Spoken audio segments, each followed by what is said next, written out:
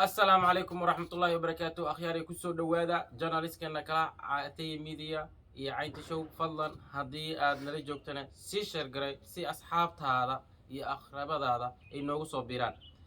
أن واحد أكتين وياهم بين سياسة عكيرنت هاي واحد جري شر أي وكوك باقين ماركتا دول كوروني هاي رئيس الوزراء روبلة يو نيكلي رادو مدحوين فرماجو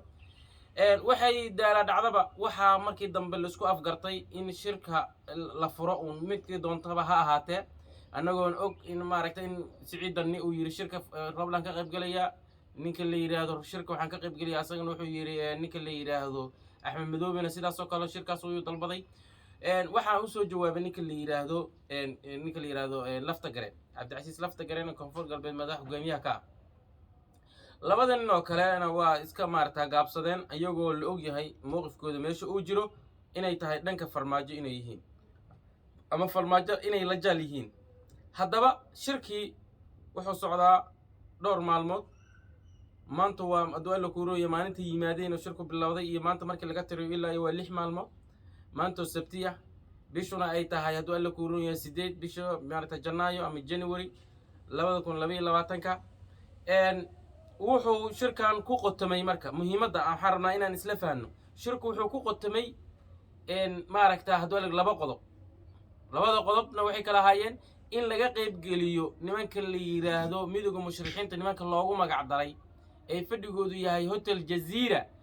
ayuu ahaa qodobka koowaad muhiimadda ay maartay ra'iisul wasaare Roble uu lahaa inuu ka qayb geliyo ka markiiba waa burburo waa suurtagal weysay sababtoo ah midowga musharixiin dil yiraahdo Soomaaliya dhama musharaxa taasuna maaragtaa way dhaqaaq weys waxa kaliya lagu bedelay in la yiraahdo midowga musharixiinta ayaan waqti aan kula tashanayna kaliya ka halkaas uu ku soo afjarmay qodobka labaad oo muhiimka ah la socdo wuxuu ahaa waxa loo yaqaano amniga qaranka amni qaran haddaba muxuu yahay yaa ka mas'uul amniga qaranka waxa ka mas'uul ah oo mas'uuliyadaas loo dhiibay madaxweynaha markuu madaxweynuhu ku wareejinayay maaragta dawladda ku roon yahay calanka qaranka ayaa waxay ka dhigan tahay inuu ku wareejiyay mas'uuliyadda amniga qaranka ilaa iyo uu madaxweynuhu ku wareejiyo madaxweyne kale mas'uuliyadda amniga qarankana ma wareegto haddaba waxa jira intuusan madaxweyne la dooran waxyaalo ay ku wareegi karto waxa kamid ah madaxweynuhu inuu geeriyoodo tusaale ahaan waxa xilkaasi haynaya guddoonka baarlamaanka ama golaha shacabka ninka madaxda u ah ayaa wuxuu haynayaa maaragta kusimaha madaxweynaha sida aad ogtiinba markuu madaxweynuhu dhoofo waxa kusima u ah gudoomiyaha maarta golaha shacabka ninka loo yaqaan oo markaa ninkii jooga hadba sidaas la mid ah hadaba ninka xataa markuu uu maaragta uu madaxweynuhu safro gudoomiyaha baarlamaanka ama golaha shacabka ninka haysta markaa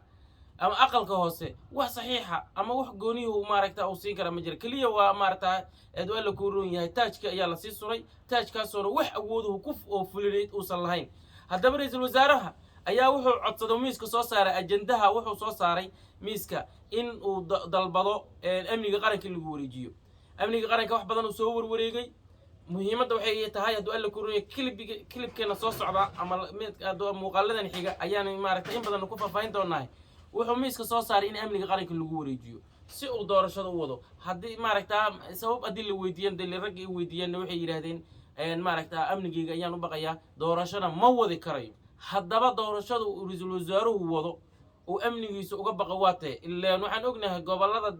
maaragta ka socota doorashooyinka sida Garowe Boosaaso adwaa ku roon Gaalkacyo Dhuusamareeb Baraawe meesha la yiraahdo adwaa ku roon yahay Beedhaba intaba ra'iisul wasaaruhu wax shaqo kuma laha siyaas maaragta adwaa ku roon mana faragelin karo raggaas ay rabaan ay doorashada ka yeeshaan waa boobaan waa dhacaan say rabaan ka yeeshaan waloogi amniga qaranka uu sheegayo waa kee amniga qaranka uu sheegayo waxyaalo badan ku duugan waxa kamid ah in maaragta ciqaabta eedeynta loo soo jeediyay ee ah maaragta inuu qaatay cad dhul ah ama maaragta qidca dhul ah ee uu leeyihiin maaragta dawladda ciidanka xoogga dalka Soomaaliyeed gaar ahaan ciidanka badda hadwaa ku roon ay qaatay halka ay weeyaan waxa maaragta salka ay ku hayso wuxuu leeyahay amnigiigan u baqay hal ii dhiibo ninka la yiraahdo Siciidan wato uu ku taageeray Axmed Madoobena waa isla socdaan ragii kale way ka soo horjeesteen oo waxay yiraahdeen taas socon mayso mid suurtagal ma ahan hadwaa ku roon yahay amniga qaranka halkan uma imaan waxaan u imaanay doorashooyinka aynu ka wada hadalno qodobada maarta maalinta khamiista oo lagu kala kacay maantana miiskii ma saarna